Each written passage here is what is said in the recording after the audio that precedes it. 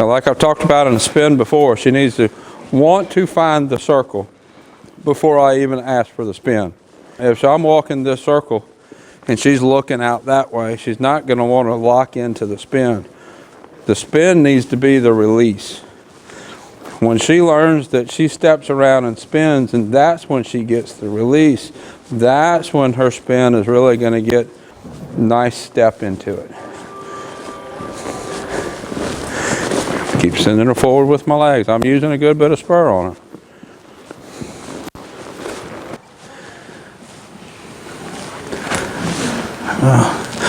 Well, we're starting off better today. Yesterday when I stretched the legs out, she bit me.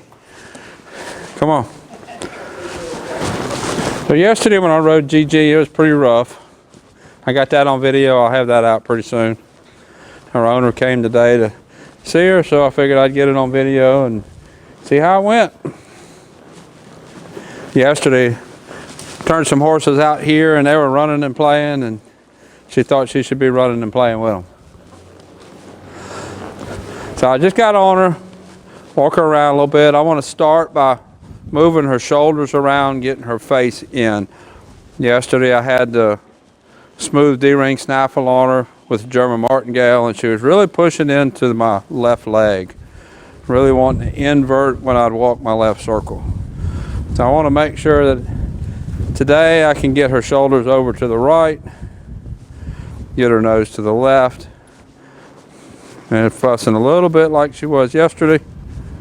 There we go. A little bit of leg yield off to the right, off my left leg. Head to the left. That's better. Much better than yesterday. She just didn't have a good day yesterday. Let's see about leg yield off of the right leg.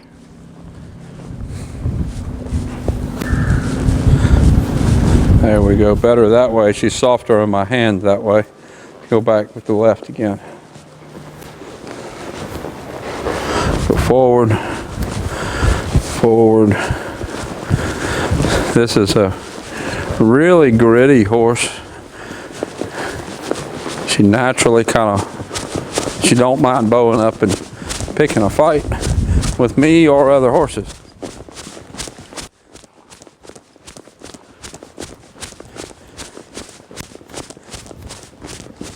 Trot around a little bit, see if we can get her nose in some.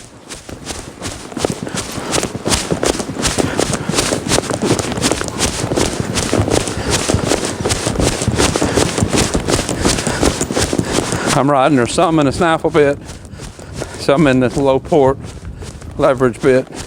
She's plenty far enough along to be in the low port bit. She knows what it's about, but she wants to fuss with it a little bit. And it's not so much fussing with the bit, just kind of generally fussing about being told what to do. And this is one of those situations where, because she has that little bit of grit, that little bit of complaining, that's what's going to give her the grit she needs to really make it far in training, really do a lot. The mares that don't have that, a lot of times just don't have enough grit to make it through training. That's like Bug in there. She's a really good fence horse, but she started off really rough. When she was a 2-year-old, she sent Raven in the emergency room because of all her behavior and grit she had. So as I'm trotting around, I'm kind of working individual hand, left hand, right hand. There she wanted to go fuss with Angie there. Working her face in, working her back up, getting her around her back.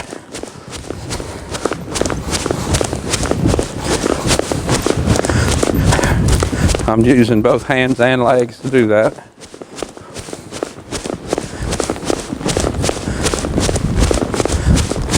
When she rounds her back, brings her chin in, drops her ears, I'll get a little softer, comes back up, I'll start squeezing with my legs, little taps with one hand and the other, little touches, little taps with my spurs. Inverted a little bit there, so I lifted my left hand.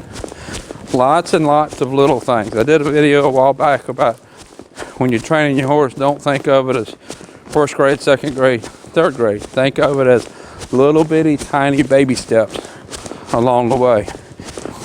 If you think of it as a grade, then you're going to end up trying to ask for too big of steps, and you'll end up backing up and redoing. You'll end up 2 steps forward, 1 step back kind of thing. Little bitty tiny baby steps, your horse will make a lot better progress. Right there, I came down to a walk, and she kind of got resistant, pushed on my hands, and really lost her momentum. So I bumped on her pretty good with spurs, still bumping on her pretty good with spurs because she's pulling on my left hand. Contact with my left rein, send her forward there. Now I'll soften my left hand.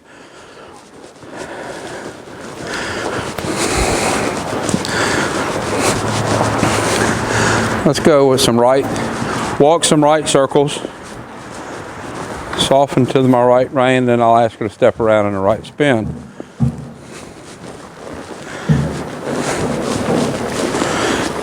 Now, like I've talked about in the spin before, she needs to want to find the circle before I even ask for the spin. If I'm walking this circle and she's looking out that way, she's not going to want to lock into the spin. The spin needs to be the release. When she learns that she steps around and spins, and that's when she gets the release, that's when her spin is really going to get willing and nice step into it. Keep sending her forward with my legs. I'm using a good bit of spur on her. Every time she inverts her body or loses her forward momentum, I'm bumping her forward with spurs. When she loses forward momentum, that's her getting heavy on her front end. Now let's ask her to step around. Whoop, nope, she got stiff. Not going to ask her to step around if she don't have forward and she's inverting her body to the outside.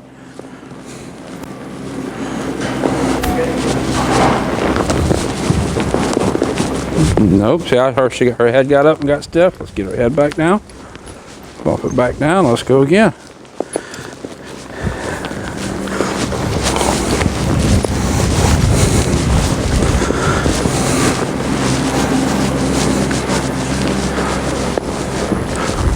Waiting for her to get soft. Look for the circle.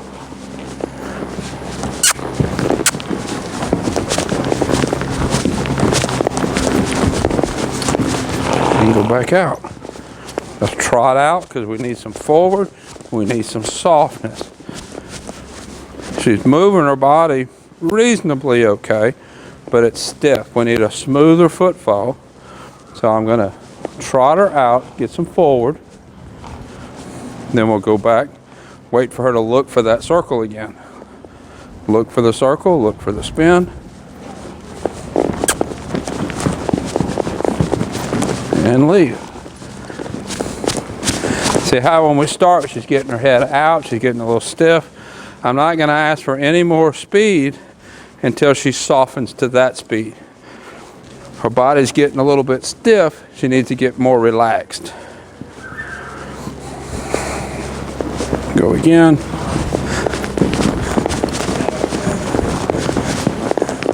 And forward. Good girl. That was better. I didn't have the contact on my hands that time as I did before. Let's try back to the right again.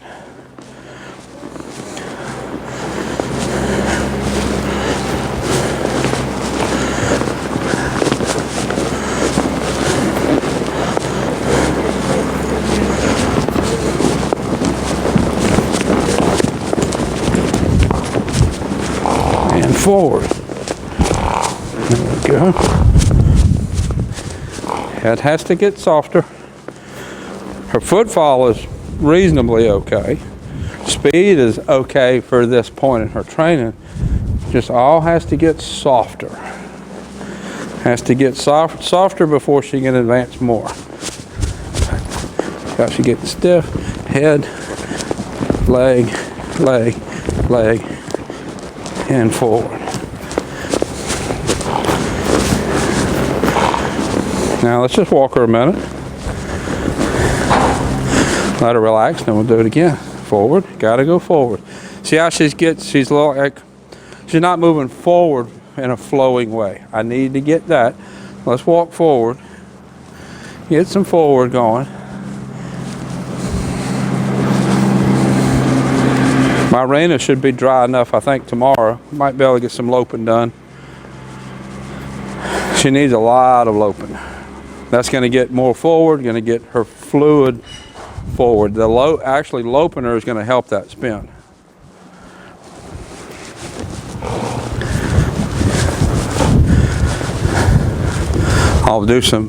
I'll work her back up in a minute just so you can see where it's at, but because I don't have a fluid forward, I don't want to back up a lot. Let's trot a little bit. Every Thursday at 9 o'clock Central Time, I do a live training video. After that is over, I'll take the audio from that and upload it as a podcast on Spotify. So if you're driving and you want to hear the topic of what we're talking about on that Thursday, and hear the questions, because I take a lot of live questions, live training questions, and talk about those. So if you want to try that on Spotify, that's Tim Anderson Horse Training on Spotify. So I'm going to do a couple, I just call it come over here. Not really asking for a spin, I'm just asking for a steer. Steer over here, steer over here, steer over here. See, I'll ask her to steer in that left. She's getting kind of stiff on that left rein. Just steer over and be soft. Steer over here, be soft. Steer, that was better, be soft. Steer, forward, steer, be soft. Change directions. Steer a little bit to the right. Right there, she kind of led with her shoulder, and because of that, because she led with her shoulder fell, she lost her momentum. She didn't lead with her nose. Nose has to go first. That's better. Forward with my leg. Bump with my spurs, forward with my leg. Get her nose. Get her nose. Get her nose. Right leg. Get spin. Get her nose. There we go. Let her walk a little bit. A lot of that trotting around steering is going to soften her for the spin. Her footfall is pretty decent. Her rhythm is okay. She just needs to get softer in her body. Let's work her back up just a little bit.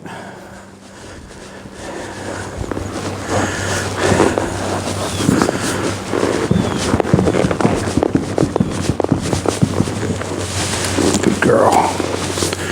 Bring her body around. See how she got stiff with my right rein there. Back up again. Bring her shoulders around. Back up again.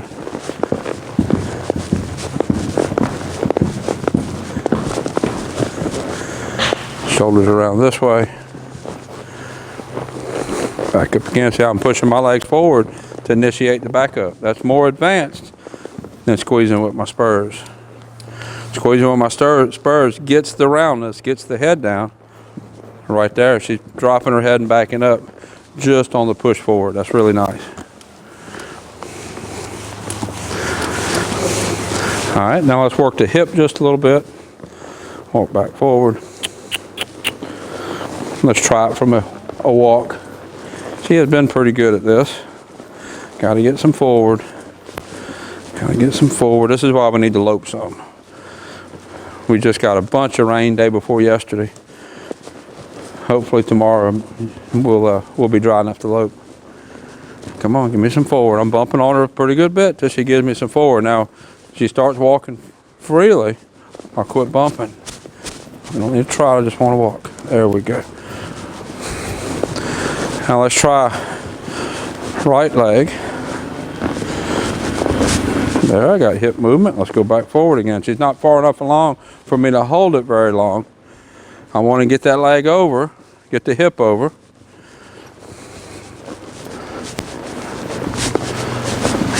Right leg, there we go, good girl. This is setting her up for the lope departures. It's also setting her up for lead changes. Left leg back, push the hip to the right. Nope, not the shoulder, not the shoulder. Hip, there we go. Go back forward, let's do that again. Left leg back, hip, nope, forward, get your hip over, there we go, hip, good girl. Now let's go forward, point the nose. Let's do that one again.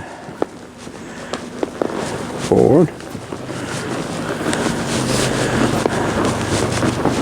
hip, hip, there we go, forward, point the nose. See how she's wanting to kind of bring her shoulders along with the hip. That has to be better. It has to be just hip. No, not shoulder. Not shoulder. Let's go forward. And forward. There we go. Good girl.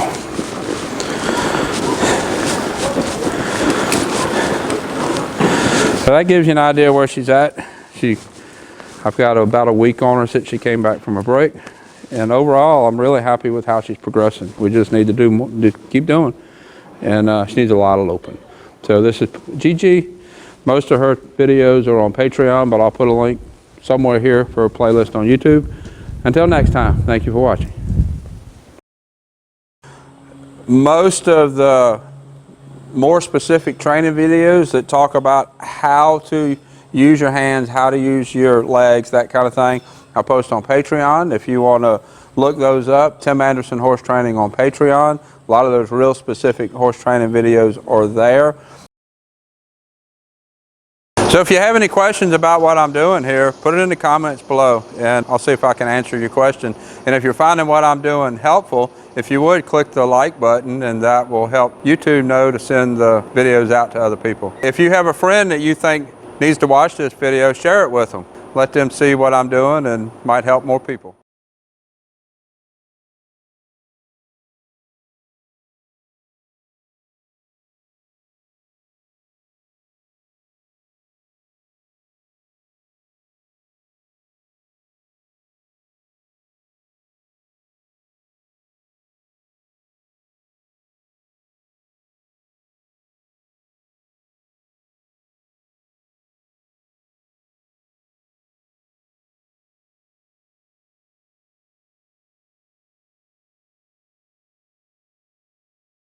I want to thank everybody for supporting me on Patreon. That's where I usually post some of the more detailed training videos. There's 3 levels, $5, $25, $75. $5 level, you get access to all those detailed training videos. $25 level, you get access to all the videos, plus you get 20% discount on video lessons, and you're entered for a drawing for a giveaway that I do once a month. $75 level, you get all of that, plus you get a free video lesson a month. I'll get thousands of questions a day. There's no way I can answer them all, but I answer Patreon questions every day. Patreon, Tim Anderson Horse Training. I appreciate everybody for supporting me there.